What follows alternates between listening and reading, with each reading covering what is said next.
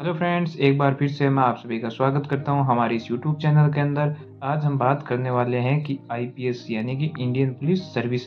भारत के अंदर इसकी जॉब रिक्वायरमेंट काफ़ी होती है और काफ़ी बच्चों का ड्रीम जॉब भी होता है कि मैं आगे चल के आईपीएस ऑफिसर बनूं। लेकिन वो सोचते हैं कि आईपीएस बनने के लिए हमें क्या-क्या करना पड़ता है, कौन-सा एग्ज़ाम देना पड़ता है और कैसे-कैसे जॉब की रिक्वायरमेंट होती है। तो आज के इस वीडियो के अंदर हम आपको बताएँगे कि आईपीएस ऑफिसर कैसे बनें, इसके लिए योग्यता क्या होनी चाहिए, कौन-सा एग्ज़ाम दें, सारी जानकारी आज की इस वीडियो में हम आपको देंगे। तो चलिए वीडियो को शुरू करते हैं। तो आइए सबसे पहले जानते हैं कि आईपीएस ऑफिसर बनने के लिए क्या-क्या योग्यता होनी चाहिए। अगर आप आईपीएस ऑफिसर बनना चाहते हैं तो आपकी उम्र 21 वर्ष से लेकर 30 वर्ष के बीच में होनी चाहिए। अगर आप एससी, एसटी से हैं तो आपको 5 वर्ष की छूट भी मिल सकती है। नंबर सेकंड पॉइंट है, आपके पास कोई भी फील्ड में बैचलर डिग्री होनी चाहिए। Number third point, IPS exam को नेपाल या भूटान वाले लोग भी दे सकते हैं। तो चलिए अब हम बात करने वाले हैं कि शारीरिक योग्यता क्या-क्या होनी चाहिए अगर आप आईपीएस ऑफिसर बनना चाहते हैं। अगर आप पुरुष हैं तो आपकी हाइट कम से कम 165 सेंटीमीटर होनी चाहिए, जो कि जनरल कैंडिडेट वालों के लिए है। अगर आप एससी या ओबीसी से हैं तो आपकी हाइट 160 सेंटीमीटर होनी चाहिए। इसके अलावा चेस्ट यानी कि आपका सीना 84 सेंटीमीटर होना चाहिए। तो चलिए अब हम बात करने वाले हैं महिलाओं के लिए। महिलाओं के लिए कम से कम हाइट होनी चाहिए 150 सेंटीमीटर, जो कि जनरल कैंडिडेट वालों के लिए है। अगर आप एससी या ओबीसी के लिए महिला है तो आपकी हाइट 145 सेंटीमीटर होनी चाहिए।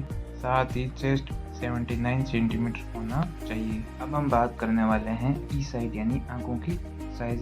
ठीक आंखों के लिए आंखों का विजन 6/6 या 6/9 होना चाहिए और वीक आई विजन 6/12 या 6/9 होना चाहिए।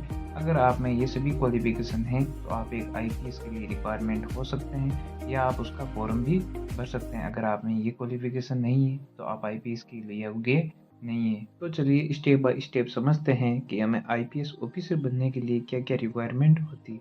सबसे पहले आपको 12th पास होना चाहिए, चाहे वो कोई सी भी सब्जेक्ट से हो, साइंस, कॉमर्स, आर्ट्स, किसी भी सब्जेक्ट से हो आप पास हुए होने चाहिए। नंबर सेकंड पॉइंट, अब अपनी ग्रेजुएशन पूरी करें। जिस विषय में आपको सबसे ज़्यादा इंटरेस्ट है वो विषय आप चूज़ करके ग्रेजुएशन कर सकते हैं, क्योंकि एक आईपीएस ऑफिसर बनने के लिए सबसे बेहद ज़रूरी होता है कि वो उसकी ग्रेजुएशन कंप्लीट हुई हो। हमारा पॉइंट नंबर थर्ड है, अब आप यूपीएससी एग्ज़ाम के लिए अप्लाई करें। जैसे ही आपकी ग्रेजुएशन पूरी हो जाए तो इसके बाद आप यूपीएससी एग्ज़ाम के लिए अप्लाई करना होगा। फिर आप चाहे तो फाइनल ईयर में भी एग्ज़ाम के लिए अप्लाई कर सकते हैं।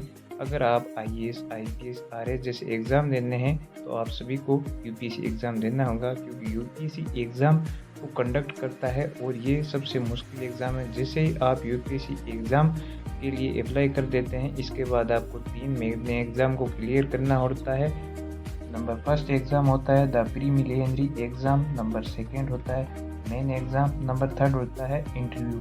इसको अगर आप क्लियर कर लेते हैं तो आपको ट्रेनिंग के लिए भेजा जाता है। हमारा पॉइंट नंबर 4 है द प्रीलिमिनरी एग्ज़ाम क्लियर करें। यूपीएससी एग्ज़ाम में अप्लाई करने के बाद अब आपको सबसे पहला एग्ज़ाम क्लियर करना होगा, जिसका नाम है द प्रीलिमिनरी एग्ज़ाम। इसमें 2 पेपर होते हैं और दोनों ही ऑब्जेक्टिव वाले सवाल होते हैं, यानी कि 4 ऑप्शन वाले होते हैं। दोनों पेपर 2-2 के होंगे।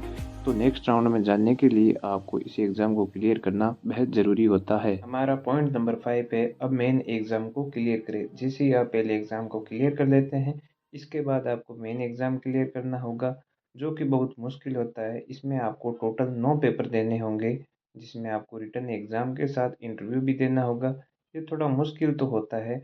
इस एग्ज़ाम का बहुत लोग क्लियर नहीं कर पाते हैं। अगर आपको आईपीएस ऑफिसर बनना है तो इसे अच्छे एग्ज़ाम में टॉप करना होगा। हमारा पॉइंट नंबर 6 है, अब मेन राउंड क्लियर करें। जैसे ही आपके दोनों राउंड क्लियर होंगे उसके बाद आपको पर्सनल इंटरव्यू के लिए बुलाया जाता है, जो कि करीब 45 मिनट का होता है। तो आपको इस इंटरव्यू को क्लियर करना होगा।